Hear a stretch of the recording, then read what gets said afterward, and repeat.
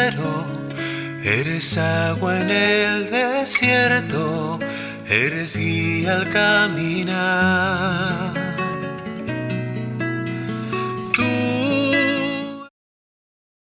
Amigas de Radio Colombia, de Radio Fides y de la página liturgo.org, y ahora también de la página de Facebook, de YouTube, llamada Liturgo. Un saludo afectuoso a mi querido diácono Mauricio Fernández Rojas.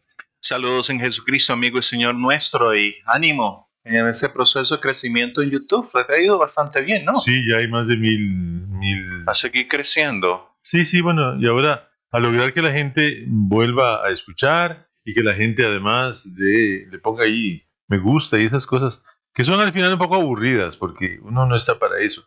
Pero bueno, es parte del mecanismo y del lenguaje y esas cosas. No, son las formas de evangelizar, y ojalá cada vez que lo vean en YouTube tengan al lado su Biblia para que puedan ir comparando con lo que estamos nosotros tratando de llevar. Claro, ahora que el obispo auxiliar estuvo en Roma en el jubileo de los evangelizadores digitales, yo me pensé, bueno, estábamos en agosto casi, yo no podría moverme por las fiestas patronales de la parroquia, pero a mí me hubiera gustado estar en Roma para ese momento, porque era conocer gente incluso que se mueve en ese lenguaje y que, bueno, podrían hacer mucho bien en un mundo completamente digitalizado, ¿verdad? Y yo no pude conseguir el link por lo menos para pegarme a las sesiones, pero es parte de los procesos. Sí, ahora sí. En este mundo tan interconectado. Sí, ahí aparecerán las charlas. Ahí aparecerá y nos veremos. Pero vamos al texto del día de hoy, porque hoy va a estar entre fuego. Conectados con la semana pasada, entre fuego.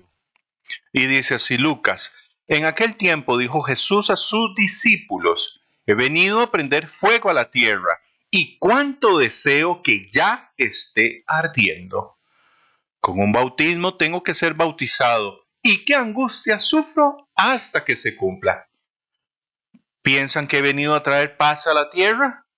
No, sino división. Desde ahora estarán divididos 5 en una casa, 3 contra 2 y 2 contra 3.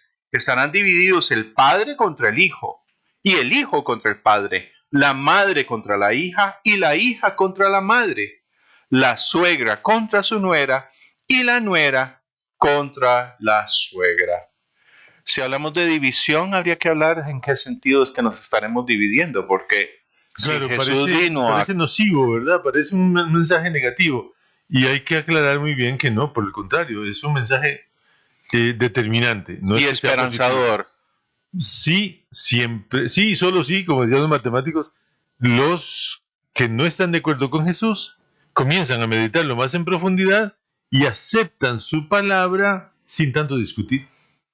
Es que la base de la aceptación está, tal vez podríamos partir de ahí, porque el gran problema que tenemos es que ya nosotros los cristianos, especialmente los católicos, hemos dejado de evangelizar, hemos dejado de testimoniar a Jesucristo.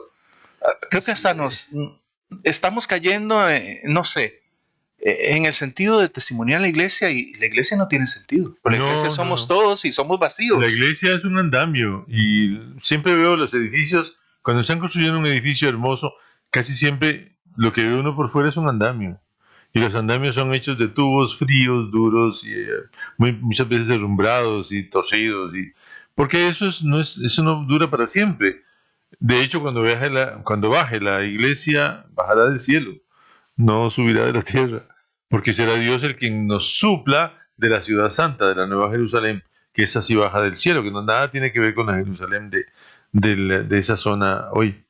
Es necesario que la iglesia recupere ese espíritu evangelizador que caracterizó a Jesús, a los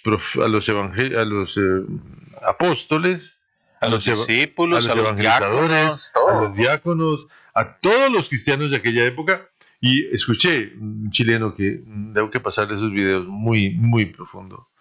Ese hombre dice que en el año 313 lo que hizo Constantino fue volver a ver hacia atrás y descubrir que su imperio entero estaba catolizado, estaba cristianizado, y que lo que hizo fue aprovechar esa base, porque si se oponía a esa base, se le podía desmoronar el imperio. Esa es esa resistencia que el día de hoy nos está diciendo Jesús. Pero también para dialogar hay que tener mucha apertura de corazón, Álvaro. Sí, porque si llegamos a punta de biblazos, O a punto de eclesiasos, porque el gran problema nuestro, cuando yo veo a mis amigos cercanos que les da por la apologética, yo digo, uy, pero ¿para qué eso? Es decir, bueno, si hay cosas que las tenemos bien o mal, no lo sé, pero no podemos ser tan pequeñitos como para creer que tenemos la verdad completa cuando la iglesia misma lo ha reconocido, que la iglesia de Cristo subsiste en esta iglesia, pero no la agota. Hay montones de expresiones en las iglesias, empecemos por las ortodoxas, en Rusia y en Grecia y en el Oriente, ¿verdad?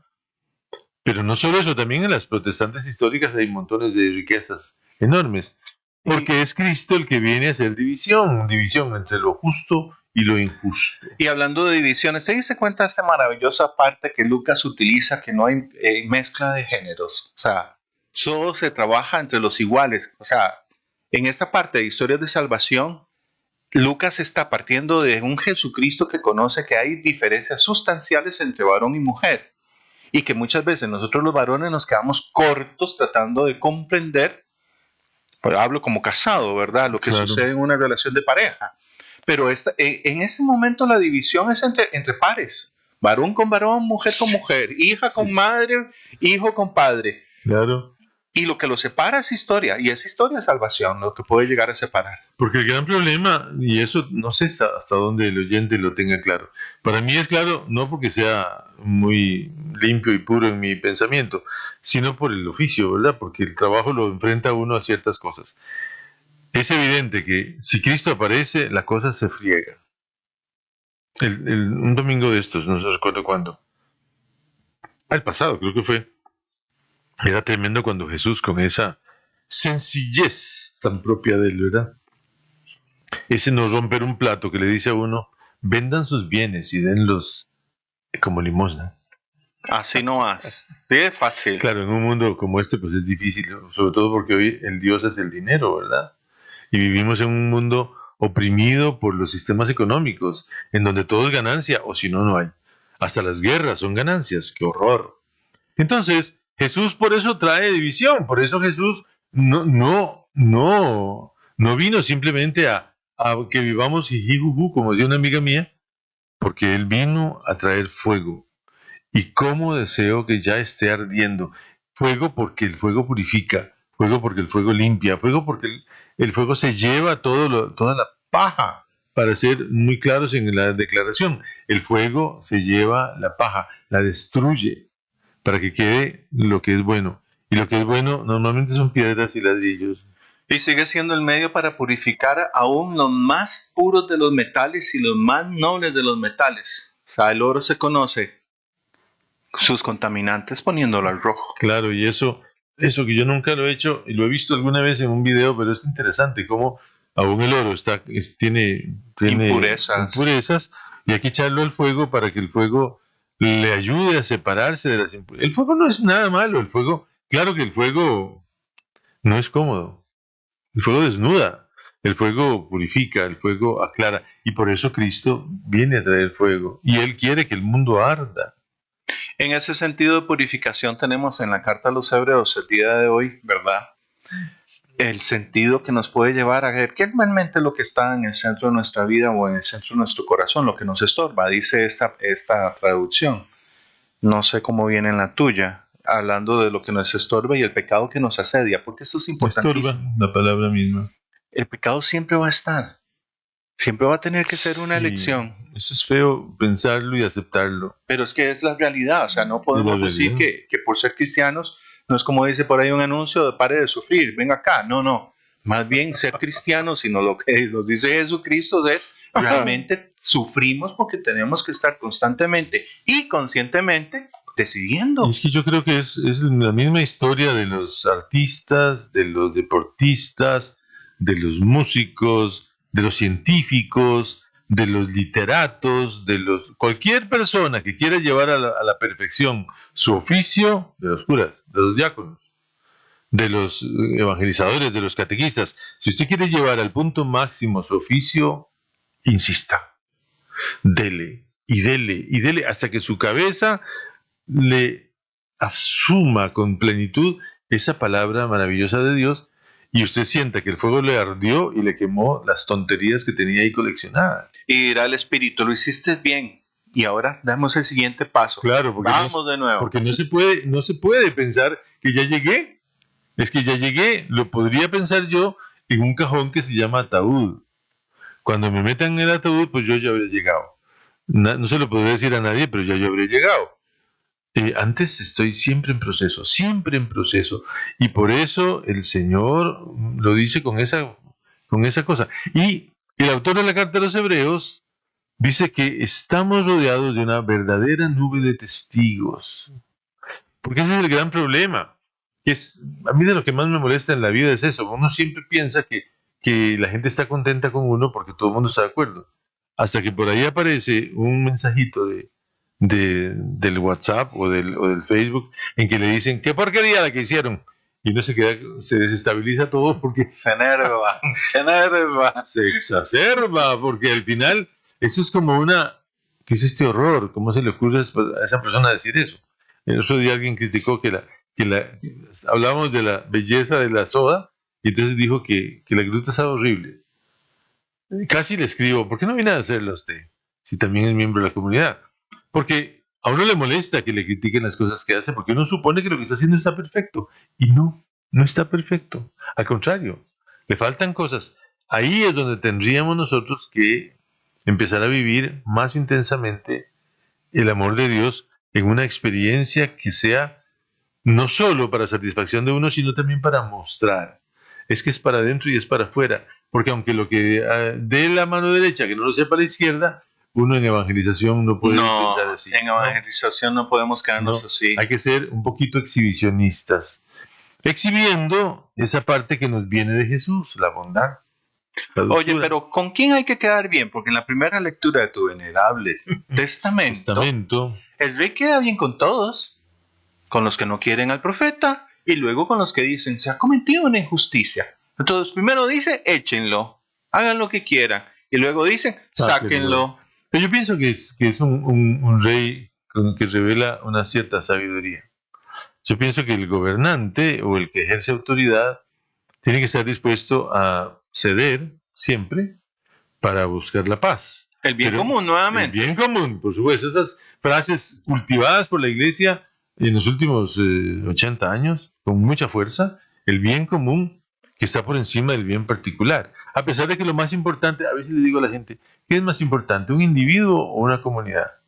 Y la gente se queda como patinando porque la frase sonó feo. Y la gente se inclina por la comunidad. Digo, se hizo comunista. Porque no, lo más importante no es la comunidad, lo más importante es el sujeto, la persona. Claro, el individuo suena muy feo. La persona. Pero la persona que renuncia a sí misma y se une en comunidad. Entonces ya tenemos un organismo vivo, vitalizado por las conciencias de cada cual. A mí me parece muy bonito eso. Esa es la mezcla de historias de salvación que hace el entretejido de la evangelización. El gran problema es ese, o sea, nos da miedo. El otro día ya decía yo, cierren los ojos y díganme de qué tamaño es su fe. Así, todos con los ojos cerrados, para que nadie vea si abre las manos muy grandes o si lo hace pequeñito.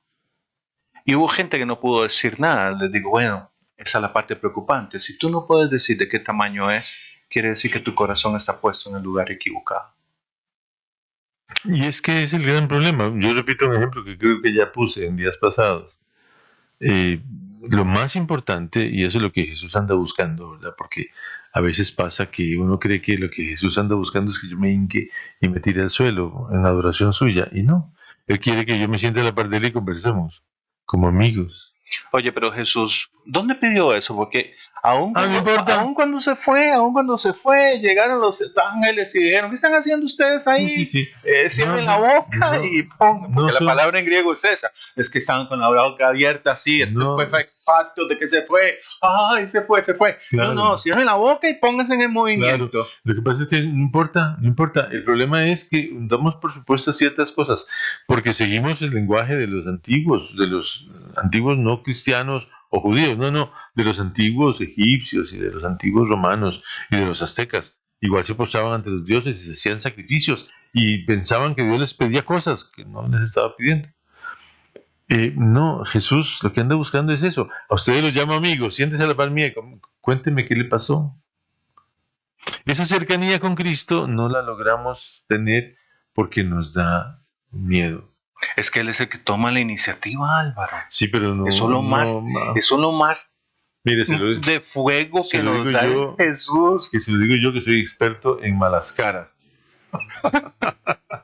O sea, yo me acerco a la gente y me abro con la gente y les digo cosas y tonterías y chistes y vainas y la gente se siente muy bien. Y después yo me retiro y la gente se vuelve a poner tensa. Entonces, se da uno cuenta de que el problema es un poco de presunciones, palabra muy jodida, presunciones. Yo presumo que al Señor, como es Dios, le gustan azul. Y no, nuestro Señor precisamente es Dios. Está por encima de las cosas y por encima de los gustos y de las estupideces humanas. Es ser humano y sacó del ser humano lo más puro y Pero logró la maravilla. Álvaro, ese Dios quiso saber cómo era realmente Claro. nuestra esencia, si no, Claro, que se hubiera claro, encarnado, si claro. no hubiese sido como los otros dioses. Claro. Pero paganos. entonces nosotros tenemos que descubrir a ese Cristo humano, que es el que más miedo nos da, porque a veces es que son como etapas. Oye, no ¿verdad? lo hemos presentado mal a este humano que vino a encender tanta cosa, porque la expresión Lucas, que es el más misericordioso de todos los evangelistas, hoy está diciendo algo fuerte. Sí, yo creo que si somos honestos y tal vez un poco hacemos un comercial, creo que la visión de esa cosa que se llama The Chosen Ajá. es muy acertada. Ahora sí te gusta. No, sí, siempre me ha gustado mucho. Lo veo y aprendo cosas. Porque ahí hay una figura del apóstol que no es a la que estamos acostumbrados. Ahí los apóstoles tienen personalidad. Lo que no pasa en el Evangelio, porque el Evangelio no es sobre los apóstoles, es sobre Cristo, sobre su enseñanza. Ahí aprendemos que Jesús tiene conciencia plena de sí misma y va adelante con una enorme paciencia. Solo hay algo que no sé, para los que vayan a verlo, cualquier cosa me avisan. Cuando vean shows en Yo Soy Asperger, todavía no entiendo por qué a Mateo también lo pusieron Asperger. Pero eso queda, eso no lo pueden agregar en YouTube. ¿Cómo se llama? No, eso es un principio científico. Los polos iguales se repelen. Sí, eso es, entonces, no, pero hay una situación que es inmensamente dentro de la ciencia, igual disuelve igual. Por eso es que, volviendo al texto del Evangelio, ¿cuál es la diferencia en que hay en generaciones cuando nosotros como hijos vamos a encontrar a los padres? ¿Por qué chocamos tantas veces? Porque no hemos vivido lo suficiente y no compartimos la sabiduría, o todavía no nos alcanza porque las fuerzas de uno joven superan la resistencia de la edad. Claro, lo que pasa es que se hace más y más fácil entenderse con los padres conforme uno acumule años. Ah, ¿por qué? Sí, claro, ya uno va aprendiendo que sí, que no es tan... Se tenía razón. Sí, claro. La vida se vive. Pero volvamos al Evangelio, porque yo creo que este Evangelio, bueno, ya vimos que Jeremías tiene que pagar una consecuencia, la consecuencia de su predicación, y es echado en un pozo para que se muera. Y el rey está de acuerdo, pero luego el rey recapacita y dice, ¿pero por qué? Y entonces cambia de opinión. Es un poquito una expresión muy humana de aquel rey, diría yo. Pero volviendo a ese Cristo que dice que vino a traer fuego a la tierra, a veces yo creo que la iglesia se queda un poquitico en bombero, ¿verdad? La iglesia no está dando bueno, yo no sé, cada día estoy más sereno y más confiado en el trabajo del Papa León. Descubro una enorme inteligencia, ¿cómo se llama? Una asertividad. Sí, asertividad, pero una inteligencia emocional se llama, claro. Porque es inteligente, no hay duda de que el hombre es inteligente, no hay duda. Pero es más inteligente emocionalmente que Francisco. Francisco era muy visceral y se dejaba llevar por las cosas. Este no, este se ríe. Se sonríe un poco así y termina haciendo lo que él quería con unas enormes sencillas y la gente se sorprende. Se va para Castel Gandolfo, por lo que todo el mundo podría criticarle, porque qué bárbaro, se va de vacaciones. No, vacaciones nada. Se va a vivir una vida más sencilla. Me hizo mucha gracia. Se montó en un papamóvil que era como de 10 centímetros. Y salió a misa, celebrar misa en la parroquia. En la parroquia. Si otros papas lo han hecho, no lo sé. pero este lo hizo, y lo hizo con un gracejo, como dicen los españoles, un gracejo, o sea, con una soltura, sin ningún prejuicio, ni ninguna... Entonces ahí estamos entendiendo que la encarnación de Cristo es encarnación en la humanidad. Siempre recuerdo que Ezequiel dice que Dios va a arrancar de nuestro pecho el corazón de piedra para darnos un corazón nuevo. Y uno podría decir, ¿de qué será ese corazón? Y entonces yo digo, de nube. No, ¿por qué? Eso no serviría de nada. Ah, un corazón de ángel. No, es que no, porque los ángeles no tienen corazón. Entonces, ¿de qué nos dan un corazón? Pues de lo que nos corresponde, de carne. Un corazón humano. Y eso es una maravilla. Para mí esa es la gran maravilla de la encarnación. Dios vino a aprender lo que era ser humano para enseñarnos, como decía aquel pensador, y ya no sé si es Conchita o el padre Robal, para enseñarnos a vivir humanamente. Esta división que habla Jesús es lo que de pronto dirá de que él prefiere que vomita los tibios, porque prefiere un frío o que se queme, pero los tibios los vomita. Sí, porque es que el palanganeo, para usar una palabra muy tica, el palanganeo es algo verdaderamente trágico. Y nosotros somos un pueblo palanganas. Porque eso es lo hermoso de esta división. En la división vos mismos te vas estableciendo cuál es el camino que quieres seguir. Y ya sabemos que el camino es Jesucristo. ¿Cuál es la verdad que tienes que escoger? Perdón, la verdad sigue siendo Jesucristo. Para tener vida, y la vida es Jesucristo. Oye, o estás o no estás. Así de sencillo. Ahora, como ya creo que usted lo insinuó, estar no significa estar en contra de los demás. Como yo estoy de este lado, usted es mi enemigo. No. No. Por eso es que nos cuesta tanto el diálogo, Álvaro. Porque como iglesia no aprendimos de nuestro querido gran maestro, Pablo VI. Hemos dejado de dialogar. Y asumimos que el otro está equivocado. Ahora, si está equivocado, ¿cuál es el problema? Bueno, mostrémosle con esa evangelización, claro, con esa evangelización extrovertida en que mostramos las bondades de vivir de este lado, mostrémoselas porque tal vez se convierta y sería interesante. Y en ese aspecto, vuelvo a mi querida figura favorita, la samaritana. ¿Estaba equivocada la samaritana, sí o no? De ahí, ella manifiesta sus dudas y Jesús se las responde adecuadamente y ella deja de estar equivocada. Y de ser, casi lo digo, pero digo la palabra fea, de ser la comidilla del pueblo, que por eso llegaba a la hora más caliente, digamos, para que nadie le dijera nada. Para que nadie la viera. ¿Sí? De ser una loca, porque esa es la palabra que puede caber muy bien, porque era una mujer que en su búsqueda ansiosa de un verdadero amor y de una verdadera y sólida experiencia humana, de ahí se había entregado a quien no tenía que entregarse. Claro, pero siempre como mujer al fin buscando una respuesta, porque ella no podía encontrarla sola. Y llega y encuentra la respuesta. ¿Y la encuentra sola? Oiga, la encontró sola. ¿Y qué hizo la vergüenza que tenía? Ah, no, esa la dejó botada por ahí. ¿La dejó botada? Junto con el cántaro. Junto con el cántaro lo dejó en el pozo. Se fue al pueblo, dijo, aquí está, vengan. Ya lo encontré. La encontré. Y se trajo al pueblo. Sí, claro. Es que, ¿ves lo fabuloso de Jesús cuando uno puede entrar en esa capacidad de dejarse? Así es que nosotros tenemos a un Señor, que es Cristo, que es Dios hecho carne, que vino a traer fuego y que quiere que el mundo arda. ¿Y quiénes son los que podemos prender el fuego de este mundo sino nosotros? Ánimo pues. Feliz domingo, feliz día del Señor.